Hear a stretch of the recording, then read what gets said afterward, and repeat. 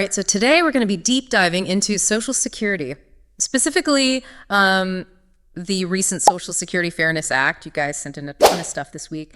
News articles, expert analysis, even a live Q&A with a Social Security expert. I think we're going to find some surprises and maybe even some useful tips. Yeah, it's a hot topic right now. Lots of opinions and information flying around. Hopefully I can help make sense of it all. So let's start with the Social Security Fairness Act itself. I mean, it sounds pretty straightforward, right? Fairness, who doesn't want that? But I have a feeling it's a little more complicated. You're right. It's not as simple as it sounds. Basically, the act was to allow some government employees to get Social Security benefits. It affects about 3% of government workers and actually had support from both sides. Democrats and Republicans were both behind it. Okay, so what's the story there? Why did they need this act? So a lot of these government employees, they work other jobs where they pay into Social Security, but then their benefits get reduced or offset because of their government pensions.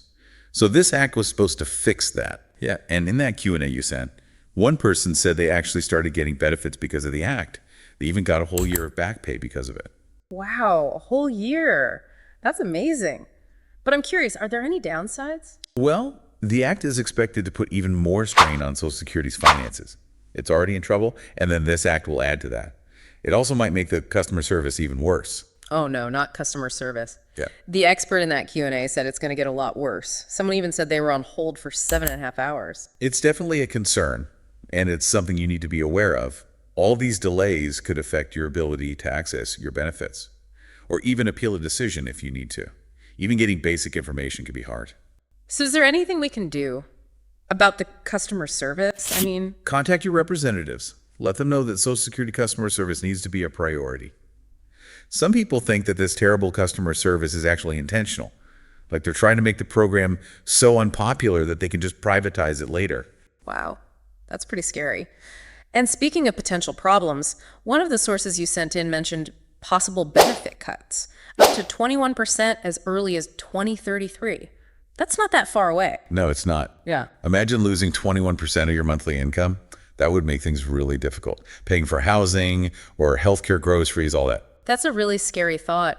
I know the expert suggested delaying claiming benefits. It's a trade-off for sure. Waiting means you get more each month, but you have to wait longer to actually get that money. It really depends on your situation. Your health finances, how long you expect to live. There's no right answer for everyone. Makes sense. What about spousal benefits? I feel like there's a lot of confusion about that. Yeah, you're right. A lot of people are missing out on money they should be getting because they don't understand how spousal benefits work.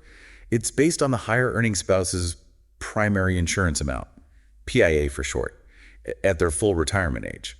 So not the reduced amount they'd be getting if they claim early. So you really want to make sure you're getting the most you can, especially since this is for the long term.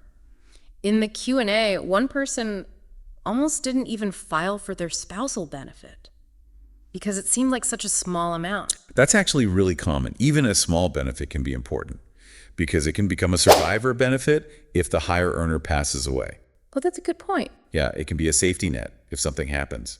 Speaking of which, there are some things you can do to get ready and make this whole process easier. Okay, I'm listening. Tell me everything. The first thing is schedule your appointments early. The Social Security offices are always busy. It can take forever to get an appointment. Next, get your documents together ahead of time. Your Social Security card, birth certificate, marriage certificate. And if you've been divorced, you'll need the divorce decrees too. Oh, and proof of income, like your W-2s and tax returns. Having everything ready will make it so much smoother. Makes sense. Be prepared, right? Like we said before, knowledge is power. Exactly. And you are your own best advocate. Contact your representatives about the benefit cuts. But don't just believe everything you hear from politicians. Do your own research and challenge those talking points. Have those conversations about the problems and the solutions. This reminds me of that flying cows idea you mentioned. Oh, yeah? Sounds like a sci-fi movie. It does. I get that they're trying to be creative, Yeah. but that one's a little out there even for us. But it does make you wonder, what other tactics are they using to try and change the future of Social Security? That's a great question. And it's something we'll definitely talk about more in part 2. There are some interesting strategies out there. It's important to be aware of them. Can't wait to get into that. But before we move on, I just want to remind everyone that Social Security isn't just some program. It's a promise. Absolutely. It's a promise that you'll be taken care of after working your whole life. And it's a promise worth understanding and protecting. Well said. We'll be back with more in part 2 of our Social Security deep dive. Welcome back to our deep dive on Social Security. So in part 1, you mentioned some sneaky political tactics around Social Security. What exactly did you mean by that? Well, there are definitely some strategies out there that are used to make people worried about the future of Social Security. And the goal is often to move control of those funds away from the current system and towards Wall Street. So instead of benefits being paid from a dedicated trust fund, They want to privatize it. They argue that private firms can manage the money better and get higher returns. right, and I remember the expert in that Q&A talking about the Social Security Advantage proposal, and they seem pretty concerned about it. Yeah, they were definitely warning people about the downsides. Private companies need to make a profit, so their goals might not always be the same as what's best for beneficiaries. Plus, there's always the risk of the market going down. So instead of a guaranteed benefit, it becomes more like gambling with your retirement. That's a good way to put it. And a lot of experts think it's not a risk worth taking, especially since Social Security is such an important safety net for so many people. It really does feel like our financial futures are being used in some kind of game. Yeah, and that's why it's so important to be informed and involved. Don't just take what politicians say at face value. Do your own research and come to your own conclusions. Speaking of research, you mentioned something earlier about a solution involving flying cows. Oh, yes, that one. I have to admit, I'm very curious. Well, it's definitely an attention-grabbing idea, and it shows how worried people are about funding Social Security. The idea involves putting backpacks filled with helium on cows to capture the methane gas. And then they would convert that methane into energy and sell it to raise money for Social Security. Wow, okay, Yeah. that is creative, Yeah. but also maybe a little bit unrealistic. Yeah, it might be a little too out there. Yeah. It shows that we need to focus on solutions that are practical and make sense, like raising the FICA cap so that people who make more money contribute more to the system. That's something that's been studied a lot. That definitely seems more realistic than flying cows, but like you said before, there's a lot of political gridlock. It's true. But that's why it's so important for people to speak up. Contact your representatives and tell them you want action. We have the power to make a difference. Something that really stood out to me from that Q&A was how many people don't even know about benefits they could be getting. It's a shame. The system is just so complicated. There are so many different kinds of benefits: retirement, spousal, survivor disability. It's easy to get lost. Definitely. The rules are confusing. That's why it's so important to get help from people you trust. The expert mentioned their website and YouTube channel as good resources. And of course, there's the Social Security Administration's website. But that one can be hard to navigate. They also kept saying how important it is to be proactive. Like, don't wait until you're about to retire to start learning about this stuff. Exactly. The sooner you start planning, the better. Then you'll have time to make informed decisions about your benefits. Like whether to claim early or delay, and how to maximize your spousal benefits. Exactly. Knowledge is power, especially when it comes to your financial future. I think some people listening might be feeling a little overwhelmed right now. Like, where do you even start? That's understandable. Yeah. We'll talk more about some practical tips and resources in part 3. But for now, let's take a minute to think about what we've learned so far. What's the most important thing you've learned? I think for me, it's remembering that Social Security is more than just a government program. It's a promise.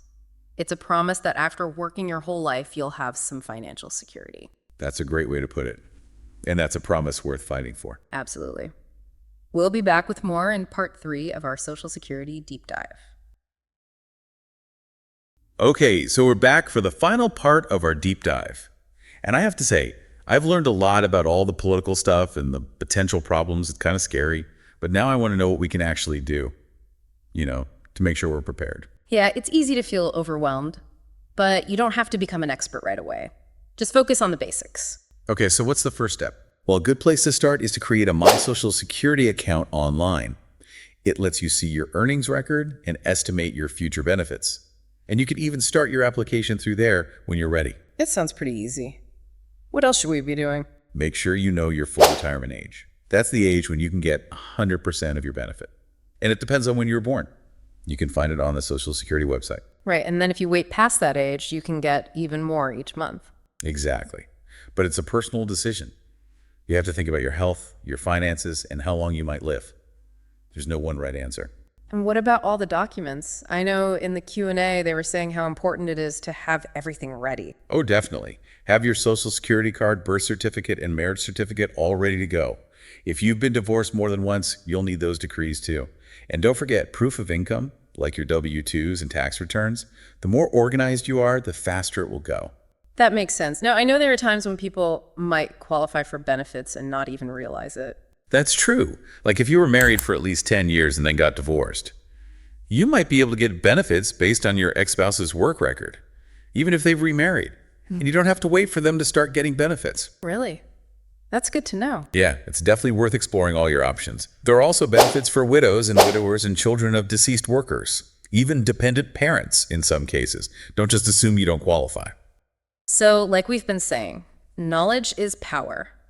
But it can be hard to know where to go for help. You can always try your local Social Security office, but be prepared to wait. They're usually very busy. You can also look online. There are webinars and things like that. Or you could talk to a financial advisor, someone who specializes in Social Security. There are definitely options out there. This all goes back to that question you asked before. What role will we play in the future of Social Security? Exactly.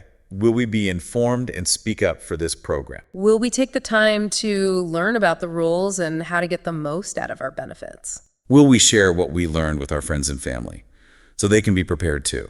These are really important questions. The future of Social Security really depends on all of us. So stay informed and make your voice heard. We can make sure Social Security is there for future generations. This has been a really great deep dive. I feel like I've learned so much. And I feel like I can actually do something. That's great to hear. Remember to stay curious and keep learning. We'll see you on our next deep dive.